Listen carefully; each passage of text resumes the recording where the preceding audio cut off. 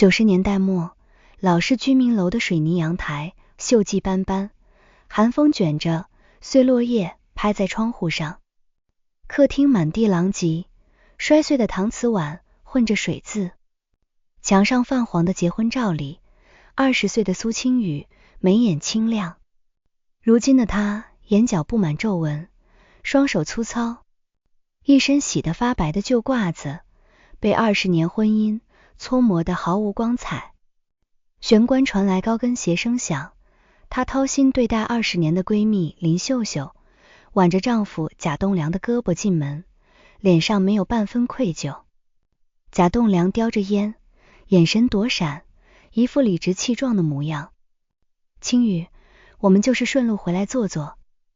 林秀秀身上那件碎花的确良连衣裙，是苏青雨省吃俭用舍不得穿的新衣，此刻穿在她身上满是刻意的挑衅。苏青雨攥紧拳头，积压20年的委屈翻涌而出。嫁给贾栋梁这些年，她伺候公婆，下地挣工分，摆摊补贴家用。贾栋梁好吃懒做，家里积蓄全被他拿去和林秀秀挥霍。从前他总自欺欺人，一次次退让，换来的只有变本加厉的羞辱。顺路，街坊邻居都看得清清楚楚，你们整日黏在一起，真当我是傻子？苏青雨声音沙哑。贾栋梁不耐烦吐掉烟蒂，你能不能懂事？秀秀温柔体贴，哪像你满身烟火气，要不是早年定下婚约，我根本不会娶你。林秀秀靠在他肩头，语气尖酸，姐姐，别怪栋梁，再说你心里不是一直惦记顾怀之，可惜那人早就没了。顾怀之3个字狠狠扎进苏青雨心口，那是他少年时藏在心底的月光，隔壁院的青梅竹马，读书好，性子温和，从小到大处处护着他。当年父母贪图贾家家底，强行拆散2人，他赌气斩断所有往来，谁知落入苦海。旁人都说顾怀之外出务工遭遇意外，客死他乡，他多年不敢深究。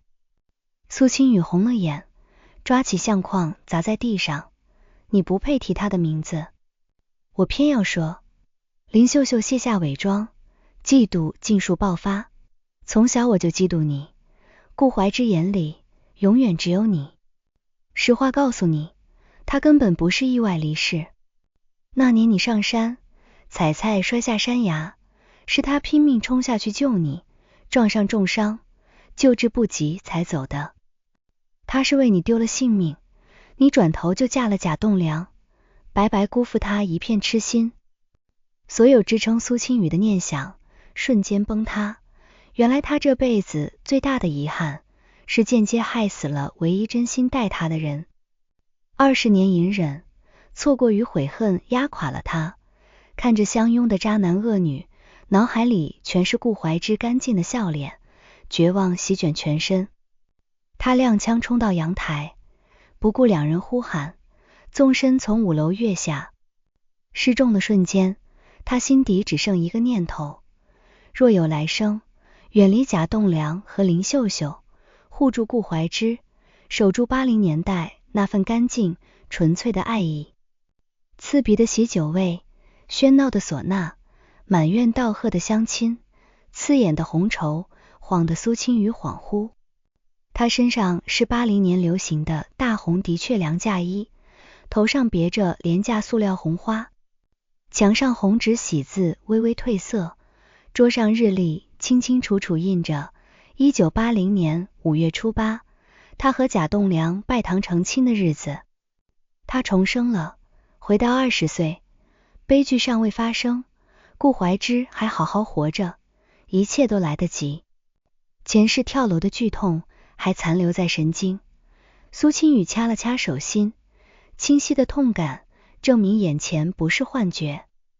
他扫过人群，一眼看见院墙角落的顾怀之，少年穿洗得发白的浅灰工装褂，身形挺拔，眉眼轻软，手里攥着布包，安静站在阴影里，目光落在他身上，藏着克制的欢喜与落寞。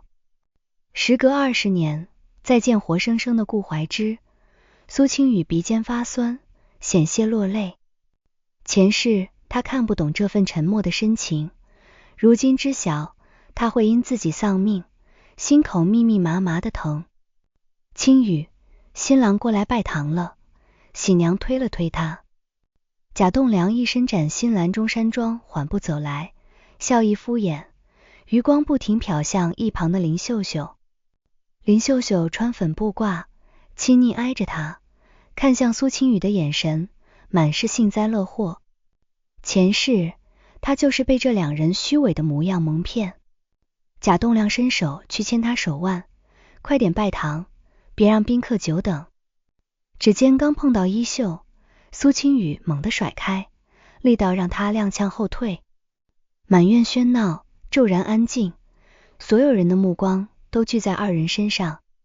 他摘掉头上红花，扔在地上，提着红嫁衣裙摆，径直走向角落的顾怀之。青雨，你疯了，今天是你大喜日子。苏母慌忙上前拉扯。贾栋梁又惊又怒，苏清雨，你故意闹场，丢两家脸面。林秀秀连忙上前装好人，姐姐有话私下说，这么多长辈看着多难看。不必假好心。苏清雨挥开他的手，声音冷冽。我还没拜堂，你日日跟贾栋梁黏在一起，背地里眉来眼去，真当没人看见。一句话引得全场哗然，乡亲们交头接耳。林秀秀脸色惨白，慌忙辩解，只是把贾栋梁当哥哥。哥哥，婚前他偷偷给你买布料零食，约你私下见面，你敢当着所有人否认？苏清雨看向铁青的贾栋梁，我绝不嫁给心里装着别人的男人，这门亲事我退了。贾栋梁恼羞成怒，扬手就要扇他，一道身影快步上前攥住他手腕。顾怀之挡在苏清雨身前，温和却强硬。大喜之日，对女子动手，失了男子本分。苏清雨顺势紧紧握住顾怀之空闲的手，少年掌心带着干农活的宝茧，温热真实。他抬眼望向满院震惊的乡亲，高声宣告，今日我当众悔婚，与贾栋梁婚约作废。我心里自始至终只有顾怀之，往后只想和他好好过日子。苏家父母急得浑身发抖，贾家长辈厉声斥责他不知廉耻，林秀秀指甲掐进掌心，嫉妒几乎藏不住。贾栋梁正开手怒吼，要求苏家赔偿彩礼酒席所有花销，该赔的一分不少，3日之内我亲自送到贾家。苏清雨寸步不让，从此你我两清，再无牵扯。顾怀之低头看向身旁勇敢的姑娘，眼底落寞尽数化作温柔，轻轻回握住她的手，无声给她依靠。满院红色喜宴中央，两人并肩而立，撕碎注定痛苦的婚约，属于他们的80纯爱自此开篇。大喜悔婚的消息半日传遍整条街巷，苏清雨当众拒婚，表白顾怀之，成了邻里闲谈的焦点。傍晚，苏清雨跟着顾怀之回家，刚进门就迎来父母一顿训斥。苏母抹着眼泪叹气，苏父气得举起扫帚，你把苏家脸面丢尽。当初贾家婚事多少人羡慕，你倒好，当众悔婚，以后我们怎么出门见人？爹娘，这婚本就不该结。苏清雨冷静梳理利弊。贾栋梁游手好闲，早就和林秀秀不清不楚，我嫁过去只会苦一辈子。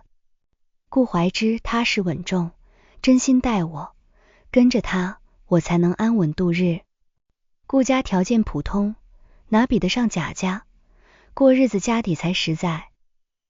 苏母依旧固执。顾怀之上前深深鞠躬，态度诚恳，叔婶，今日之事，是我连累青羽，我心中愧疚，但我对他心意不假，往后我拼命做工挣钱，彩礼、安稳生活全都亲手挣，绝不会拖累苏家半分。少年眼神坦荡，没有半点投机取巧。苏父苏母看着他可靠稳重，再对比贾栋梁平日懒散模样，怒火消了大半，只是依旧不肯松口。院门外忽然传来吵闹，贾栋梁带着林秀秀和贾家亲戚拍门叫嚣，既要全额赔偿，还要苏青雨当众赔礼。苏青雨拉开院门，直面众人，林秀秀躲在贾栋梁身后，假意委屈哭诉。不必演戏，苏青雨看向围观乡亲，前几日有人亲眼看见贾栋梁给林秀秀送供销社新布料，两人偷偷去后山私会，婚前就不守本分，这婚事换谁都不敢嫁。几位目击的大娘当场附和，贾家亲戚颜面尽失。铁证之下，林秀秀再也无法伪装，贾家众人理亏，不再要求赔礼，只索要彩礼赔偿。苏青雨拿出自己采药、缝补攒下的全部积蓄，摆在石桌。彩礼、酒席、花费全数归还，多出的算作补偿。从此两家断绝往来，贾栋梁不得再来骚扰我和顾家。贾栋梁看着桌上钱财，不甘心却无可奈何，只能收下，带人离开。林秀秀临走前，怨毒的目光死死盯着苏青雨。邻里渐渐散去，苏父放下扫帚，叹了口气，是我们从前只看重家境，忽略人心。怀之，今日多谢你护着青雨，你若真心待他，我们不再阻拦你们相处。心结解开，苏青雨与顾怀之相视一笑。之后几日，贾栋梁不死心，蹲守村口纠缠，次次被顾怀之拦下。顾怀之在木器厂做工，每日上下班顺路接送苏青雨，寸步不离，彻底隔绝渣男。林秀秀四处散播苏青雨不知羞耻、私自悔婚的谣言，想毁掉他的名声。苏青雨没有争吵，带上目击大娘，在村口人多的时候还原真相，拿出布料证据，谣言不攻自破，反倒让所有人看清林秀秀善妒虚伪，村里人渐渐都疏远了她。摆脱两人骚扰后，苏青雨安心和顾怀之相处，一头扎进80年代慢悠悠的烟火生活。1980年改革开放初显苗头，镇上新开个体供销社，每逢初二、初五集市格外热闹。带着前世记忆，苏青雨打算做点小生意，不用一辈子守着田地挣微薄工分。顾怀之在木器厂做木工，手艺精湛，厂长十分看重，每月有稳定工资。每天天刚亮，他就绕到苏家院外，拎着温热窝头和豆浆等他出门。厂里今天赶工，下班会晚些，窝头你上山采药带着，别饿肚子。顾怀之把吃食塞进他布兜，指尖无意擦过他手背，耳尖瞬间泛红，又细心叮嘱，后山崖边路滑，千万别靠太近，遇到危险立刻呼救，别自己硬扛。苏青雨心头暖意翻涌，前世他就是在后山崖遇险，才让顾怀之为救他丧命。如今他日日反复叮嘱，藏着小心翼翼的牵挂。他递上一小罐槐花蜜，昨日摘槐花熬的，你做工口干冲水喝。没有轰轰烈烈的情话，只有贴合日常细碎的关心，干净又纯粹。白天，苏青雨背着竹篓上山采金银花、益母草，晒干送到药铺换零钱。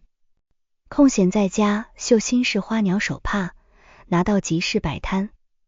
他的纹样新颖好看，每次出摊很快就能卖完，慢慢攒下不少积蓄。傍晚，顾怀之下工，第一时间赶到集市接他收摊，扛起沉重竹篓，牵着他沿乡间小路慢慢回家。夕阳拉长两人影子，稻田翻着金浪，蛙鸣蝉响，此起彼伏。路过闲聊的大娘，打趣二人感情好。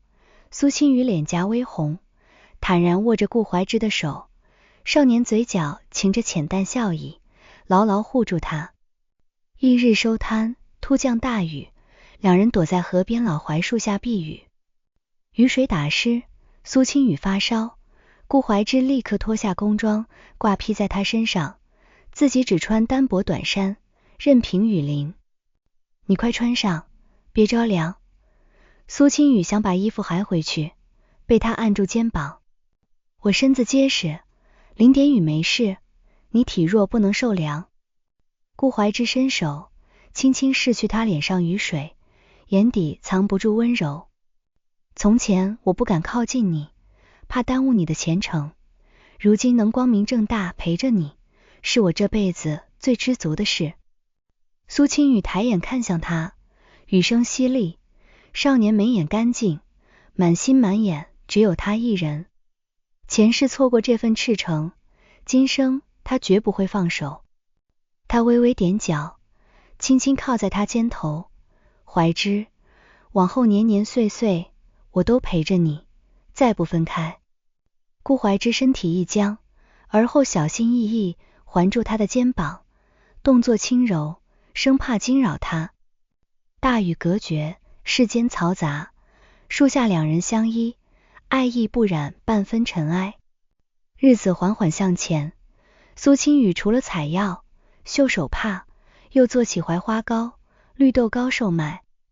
80年代物资匮乏，手工糕点香甜软糯，回头客越来越多。顾怀之全力支持他，下工后帮他磨绿豆、蒸点心，熬夜打造雕花木托盘与货架，好看又实用。苏家父母见二人互相扶持，踏实过日子，时常留顾怀之在家吃饭，早已把他当成半个儿子。暗处的林秀秀嫉妒不已，见苏青雨生意红火，与顾怀之感情和睦，心生歹念，偷偷去药铺诋毁他的草药掺假，还趁摆摊时打翻糕点，存心毁掉他的营生。这天，苏青雨摆摊卖糕点，转身给顾客打包的空档，林秀秀猛地冲过来，掀翻木盒，满地绿豆糕沾满泥土，尽数作废。苏青雨回头看见逃窜的林秀秀，默默蹲下身收拾残局。顾怀之下工恰好赶来，一眼看清满地狼藉和躲在远处的林秀秀。他没有当场争执，先蹲下身安抚苏青雨，拿出手帕擦干净他手上泥土。别难过，糕点可以重做，别气坏身子，我去和他说清楚，不会再让他来打扰你。顾怀之追上林秀秀，带到僻静河边，平静点破他的心思。秀秀，感情勉强不来，青雨与我心意相通，你屡次暗中为难他，只会损耗自己名声。若是再散播谣言，破坏他的生意，我只能把你私会、假栋梁、蓄意害人的证据交给村干部。林秀秀又气又怕，只能不甘心离开。本以为他会收敛，没想到他生出更恶毒的主意。次日，苏青雨独自上山采药，林秀秀悄悄尾随，趁他弯腰采摘金银花，猛地从身后推他，想把他推下山崖，复刻前世那场意外。千钧一发之际，放心不下苏青雨的顾怀之上山寻他，远远看见险情，飞奔上前，一把拉住他，堪堪避开悬崖，转身拦住想要逃跑的林秀秀。苏青雨后背惊出一身冷汗，脚下就是陡峭崖壁，方才稍有差池，便是万劫不复，后怕让他浑身发抖。顾怀之将他护在身后，脸色从未有过的冷沉。你蓄意伤人，险些闹出人命，此事不能轻易了结，我们去找村干部评理。林秀秀当场瘫坐在地哭嚎，谎称只是失手。村干部带着村民赶到后山，结合顾怀之的目击证词，之前造谣打翻糕点的过往，判定林秀秀寻衅伤人，责令他当众道歉，全额赔偿损失。同时通知林家父母严加管教，再犯就移交镇上派出所。林家父母颜面尽失，狠狠训斥林秀秀，勒令他不准再靠近二人。经此一事，全村人都看清他阴毒心性，没人再与他往来，他只能整日闭门不出，再也不敢作祟。危机彻底平息，顾怀之牵着苏青雨慢慢下山，一路反复检查他有无磕碰，指尖细细抚过他的手腕肩膀，满是心疼。走到槐树下，他轻轻抱住他，声音带着后怕的颤抖，方才看见你险些坠崖，我心都停了。答应我，以后上山一定要我陪着，我承受不住失去你的滋味。苏青雨埋在他怀里，眼眶发热，紧紧回抱他。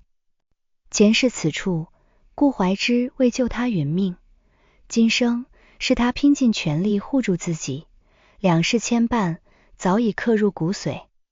我答应你，往后去哪都与你同行，再也不让你担惊受怕。除去林秀秀这个外部阻碍，两人感情路上还多了个小情敌，顾怀之6岁的小姨妈顾苗苗。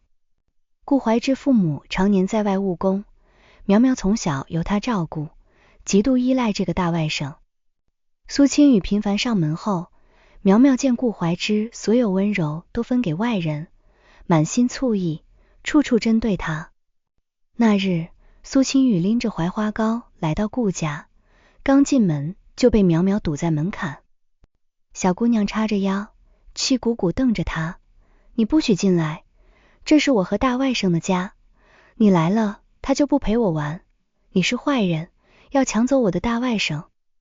苏青雨蹲下身，递过香甜糕点，苗苗，我不是坏人，你尝尝我做的糕好不好吃。苗苗一把拍开点心，扑进顾怀之怀里，委屈哭诉，吵着晚上要和他一起睡。顾怀之无奈抱起小姑娘，转头向苏青雨致歉。苏青雨毫不在意，心里清楚，想要长久相守，必须解开小姑娘的心结。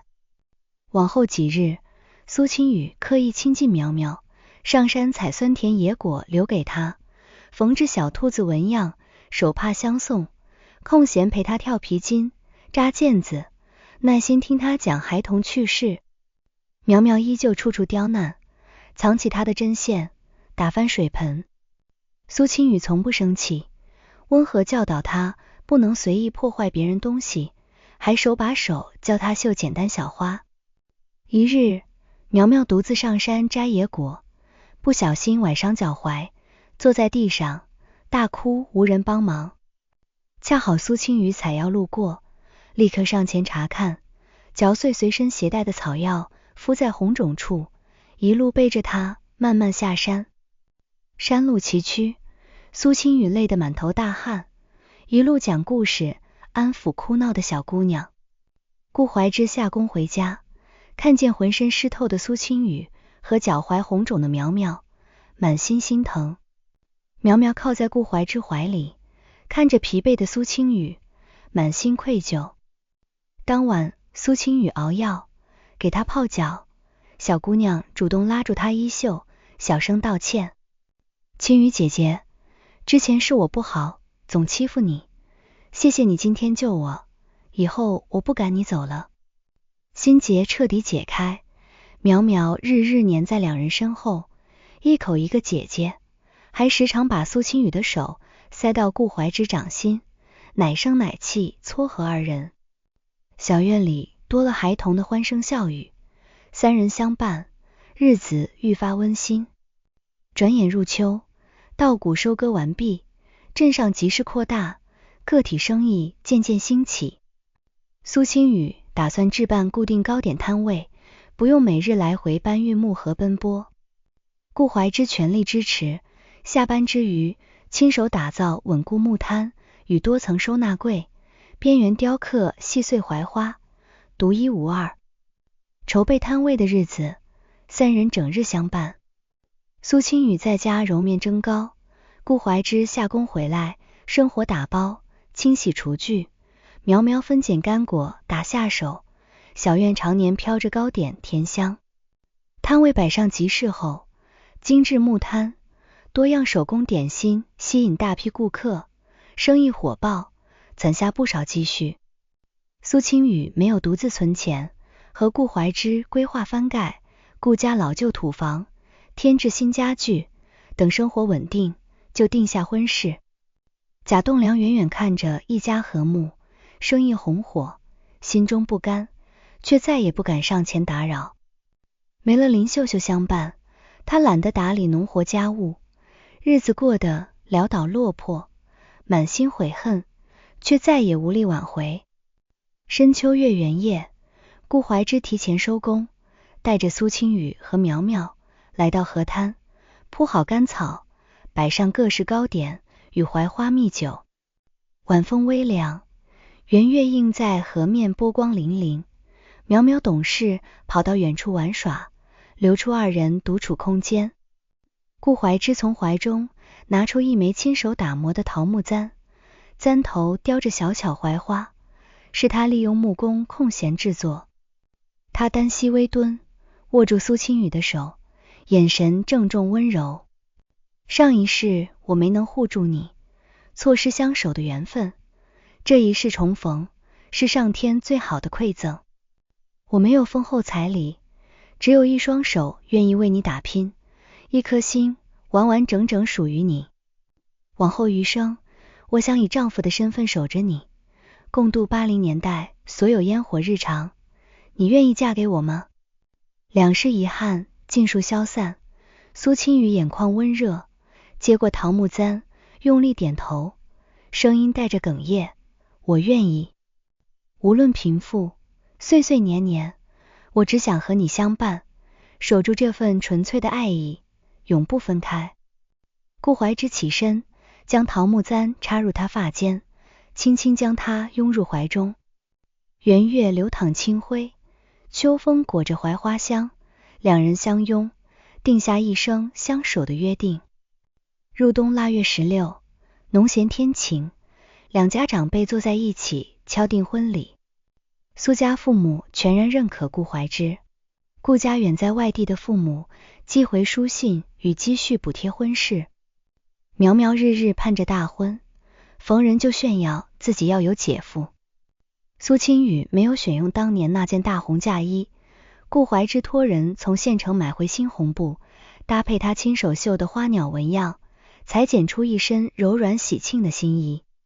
婚礼没有奢华排场，满是80年代独有的淳朴热闹。邻里乡亲悉数前来道贺，院中木桌摆满苏清雨做的糕点与农家米酒，苗苗穿小红棉袄，做小花童，拎着糖包四处分发。贾栋梁远远站在村口，望着院内喜庆景象，满心悔恨，落寞转身离开，此后再未出现。林秀秀闭门不出，无人在意她的失落。拜堂之时，苏清雨侧头看向身侧的顾怀之，少年眼底自始至终只有他一人。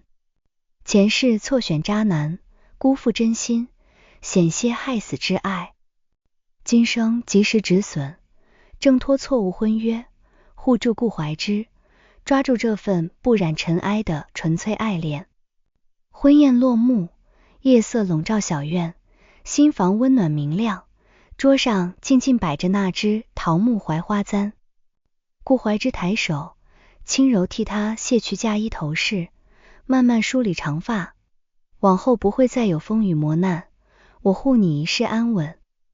苏清雨靠在他肩头，望向窗外月色，心中一片安宁。重生一场，他看透人心险恶，避开半生苦难。在朴素温柔的80年代，守住独属于二人干净真挚的爱意，没有算计、背叛与遗憾，只剩细水长流的相守。往后许多年，两人一同经营糕点小摊，顾怀之木器手艺传遍乡镇，糕点铺开到镇上街道，翻盖宽敞砖瓦房，苗苗在二人照料下平安长大。春日结伴摘槐花做糕，秋日一同上山采药，冬日为灶台取暖，岁岁烟火相伴。这份始于80年代的纯粹爱意，绵延一生，安稳无忧。